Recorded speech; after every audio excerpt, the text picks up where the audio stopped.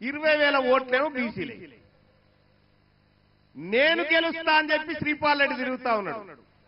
ఇంకొక సంఘం నుంచి నర్సిరెడ్డి అట, ఇంకో సంఘం నుంచి హర్షవర్ధన్ రెడ్డి అట, ఇంకెవరు ఆయన, ఇంకో సంఘం నుంచి సర్వోత్తం రెడ్డి అట. తెలివి కల్లోళ్ళంతా వాళ్ళ ఇళ్లే పుట్టినట్టుగా, మొత్తం వాళ్ళు ఏదో చేస్తున్నట్టుగా. ఆల్ ఫోర్స్ నరేందర్ రెడ్డి అక్కడి నుంచి చేస్తుండట. ఈ ఒకటే భయ, మనకు వీళ్ళు బీఫామ్లు ఇయ్యనప్పుడు బీఫాములకు బీసీలకు మధ్య జరుగుతున్న యుద్ధం ఇది బీసీలకు బీఫాములకు మధ్య జరుగుతున్న యుద్ధం. బీఫాములు గెలవాలన్నా బీసీలు గెలవాలన్నా బీసీలు నిర్ణయం తీసుకోవాల్సినటువంటి సమయం వచ్చింది సోదరులారా. బీసీలు గెలవాలి కదా. మీకు దమ్ముంటే నేను చెప్తా ఉన్నా, ఈ ఎమ్మెల్సీ ఎన్నికల్లో నిలబడ్డ రెడ్డిలకు చెప్తా ఉన్నా, మీకు దమ్ముంటే మీరు గెలువురు పోర్రైగా, మీరు గెలువురి చూపిస్తా. ఈ ఎన్నికలలో మీకు డిపాజిట్లు కూడా రావు, రానియం కూడా. ఇక వాళ్ళు చూడరికి కాకతీయ యూనివర్సిటీలో చూడరి, కాకతీయ యూనివర్సిటీలో ఎన్నడూ లేంది వీసీ ఓసీ అయినుండు ఆయన రెడ్డి పాలన నడిపిస్తేందుకు యూనివర్సిటీ చరిత్రలో లేని ఇంకొక రెడ్డిని ఏం చేసిండు, ఏకంగా ఓఎస్డీ అని కొత్త పోస్టు నియమించుడు. ఓఎస్డీ అని ఎక్కడి మీరు, ఎక్కడి కథ, ఏ ఊరు మీది, ఏ ఊరికెళ్ళొచ్చారు? తెలంగాణ రాష్ట్రాన్ని మీ తాత జాగిరి అనుకుంటారు. కాదురా బాబు, మేము కౌలుకిచ్చినాం, మీకు మేము కౌలుకిచ్చినాం, మేము ఓనర్లం కౌలుకిస్తే మీరు పంట దొంగతనం చేసుకుంటా, మీరు పొలాలు దొంగతనం చేసుకుంటున్నారు. ఇక ఓరి బిడ్డ, మీ కౌలు పని అయిపోయింది, మీ కౌలు కాలం అయిపోయింది. ఒరిజినల్ కాలం బీసీల కాలం రేపు రాబోతా ఉంది తెలంగాణ రాష్ట్రంలో. 2028 నాకైతే ఏం డౌట్ లేదు, అయిపోయింది. వాళ్ళే డిసైడ్ అయిపోయారు. ఇక ఇచ్చేవలసిందేనా, తప్పదా? బీసీలంతా మేలుకున్నారు తెలంగాణ రాష్ట్రంలో, ఇక తప్పదనేటువంటి పరిస్థితి క్రియేట్ అయిపోయింది. సోదరులారా, మీ ఊర్ల పొంటి మన బీసీల ఓట్లు లేకపోతే వాళ్ళొక్క వార్డు మెంబర్ అన్న గెలవగలుగుతారా? పోని వార్డు మెంబర్ అన్న గెలవలేరు.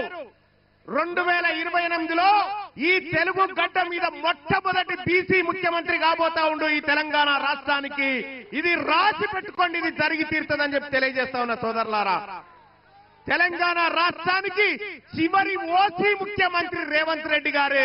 ఆ తర్వాత ఇంకెవరు కారు, కౌలు కాలం అయిపోయింది కాబట్టి కారని చెప్పి తెలియజేస్తా ఉన్న సోదరులారా. విషయానికి నేను ఇలా చాలా ఇప్పుడు మా నర్సన్న చేతిలో పెట్టి ఇన్ని మాట్లాడాలని తెచ్చుకున్నా. నేను ఇన్ని లెక్కలు తెచ్చిన, కానీ నా టైం అంతా వీళ్ళే తీసుకున్నారు. నా సోదరులే కదా టైం తీసుకుంది, నాకే ఇబ్బంది లేదు. ఇంకా ఎంత టైం అయినా నా వాళ్ళ కోసం కేటాయించాల్సిందే, చేయాల్సిందే సోదరులారా. ఇక అంతేకాదు, ఈ కార్యక్రమాన్ని విజయవంతం చేయడం కోసం సైకిల్ యాత్ర బత్తుల సిద్ధేశ్వర్ ఎటువంటి ఉండా, బత్తుల సిద్ధేశ్వర్ టీం వాళ్ళు సైకిల్ యాత్ర చేసిరు. చాలా మంది సోదరులు ఈ కార్యక్రమం కోసం కృషి చేసిరు, పట్టుదలగా ముందుకు పోయిరు. ఈ వేదిక నుంచి చెప్తా ఉన్నా, వాళ్ళందరి ఆశయంగా చెప్తా ఉన్నా, తెలంగాణ రాష్ట్రంలో ఈడబ్ల్యూఎస్ ని రద్దు చేస్తావా? ఈ ప్రభుత్వాన్ని రద్దు చేసేటువంటి నిర్ణయం బీసీలను తీసుకోమంటారా? మీరు తెలియజేస్తా ఉన్నా, ఈడబ్ల్యూఎస్ ని రద్దు చేయాలా వద్దా?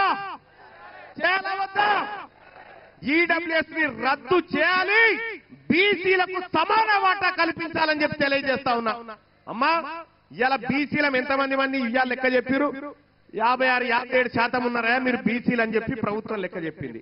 సరే, 56-57% ఉన్నోనికి ఓ 42% రిజర్వేషన్ ఇస్తే తప్పేం కాదు. కానీ 7% లేని వీళ్ళు 10% ఈడబ్ల్యూఎస్ రిజర్వేషన్ ఎత్తుకపోయి దొంగతనంగా పేదవాళ్ళ ఉద్యోగాలు కొట్టుకపోతా ఉంటే చూడ్రి, ఎక్కడెక్కడ ఎవరెవరికి ఉద్యోగాలు వచ్చినాయో. మన ముదిరాజు బిడ్డకు ఉద్యోగం రాలే, మంచి ర్యాంక్ వచ్చినా కానీ రెడ్డోళ్ళ పిల్లగానికి వచ్చినాయి. ఒక్కసారి ఇక చూడండి సోదరులారా, ఈ తెలంగాణ రాష్ట్రంలో ఎంత దోపిడీ జరిగిందో మీరు ఒక్కసారి ఆలోచన చేసి చూస్తే, ఉద్యోగాల విషయంలో అదే దోపిడీ, రాజకీయంలో అదే దోపిడీ. వెనకాల ఇక మన ముస్లిం సోదరులకు కూడా నేను చెప్తా ఉన్నా, ముస్లిం సోదరులారా, తెలంగాణ రాష్ట్రంలో ఉన్న బీసీలు మీరు ఎంతమంది జడ్పీటీసీలు ఉన్నారో తెలుసా? 539 జడ్పీటీసీలు ఉంటే ఒక్కడు ముస్లిం ఆయన ఉన్నాడు. ఆమె బేగం, షమినా బేగం అని చెప్పి ఆలంపూర్ కాడున్న జడ్పీటీసీ ఒక్కతి ముస్లిం సోదరి. వాళ్ళు 12% ఉన్నారని లెక్కలు చెప్తా ఉంటే ఒక్క జడ్పీటీసీ. అందుకోసమే 42% రిజర్వేషన్లు రావాల్సిందే అన్న మాట నిలబెట్టుకోవాల్సిందే.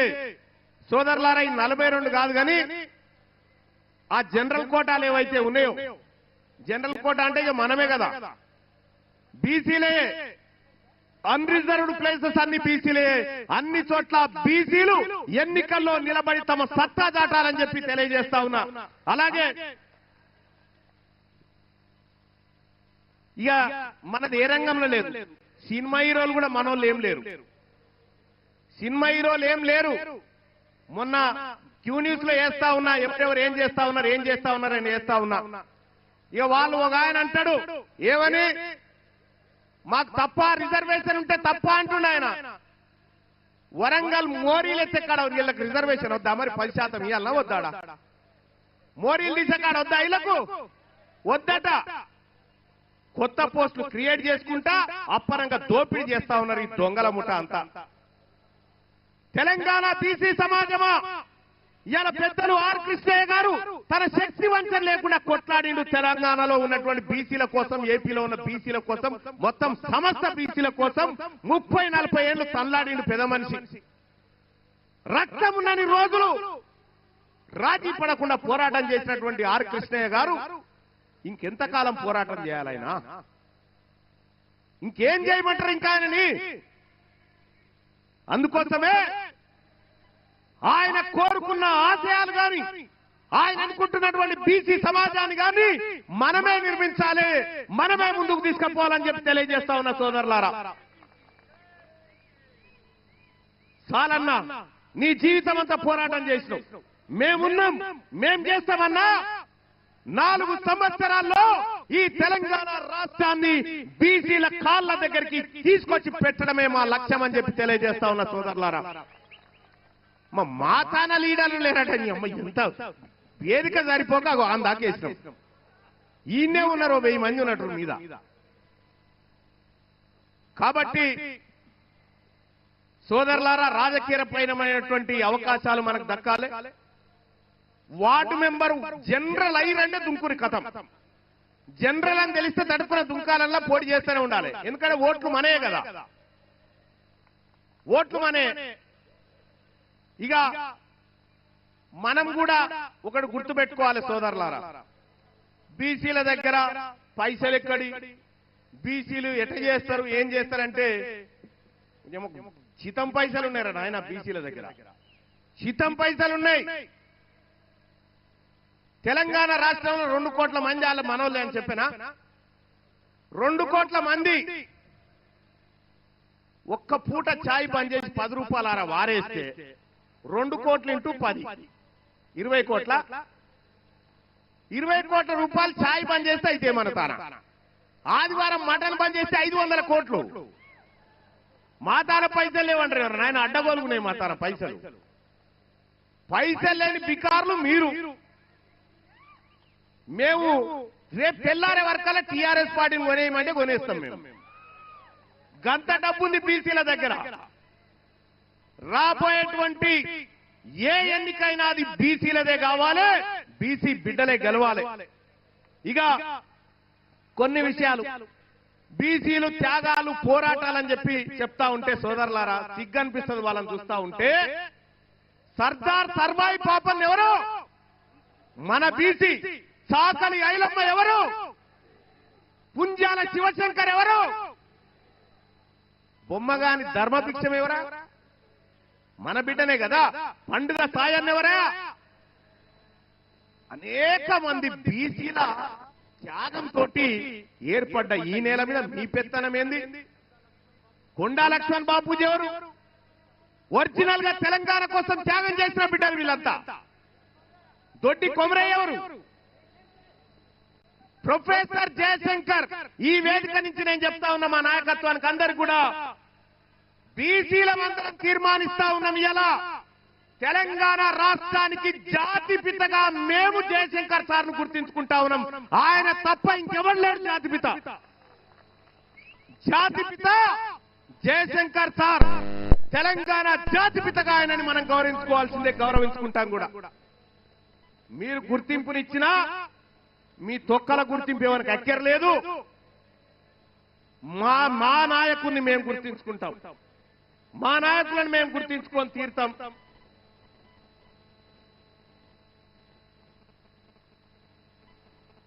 సోదరులారా, ఇంకా అంతేగా మనోళ్ళు చాలా చిట్టీలు ఇస్తా ఉన్నారు. ఇప్పటికే చాలా ఆలస్యమైంది. 2 గంటల సభ ఇవాళ ఎంత అయింది? దాదాపు 8:30 అయినట్టు. 8-10 నిమిషాలు అయింది. ఇంకా ఎక్కువసేపు మీకు విషయం ఎందుకంటే నేను చెప్పాల్సినటువంటి డేటా చాలా ఉండే. కానీ మరొక రోజు ప్రెస్ మీట్ లో ఈ వివరాలన్నీ వీళ్ళకి తెలియజేస్తా. రాబోయేటువంటి ఈ పట్టభద్రుల ఎమ్మెల్సీ గాని టీచర్ ఎమ్మెల్సీలో గాని బీసీల గెలుపు కోసం మనం అందరం ప్రయత్నం చేయాలని చెప్పి తెలియజేసుకుంటూ, అలాగే ఈ కార్యక్రమానికి విచ్చేసినటువంటి సోదరులారా, సోదరిమణులారా, జాగ్రత్తగా ఇంటికి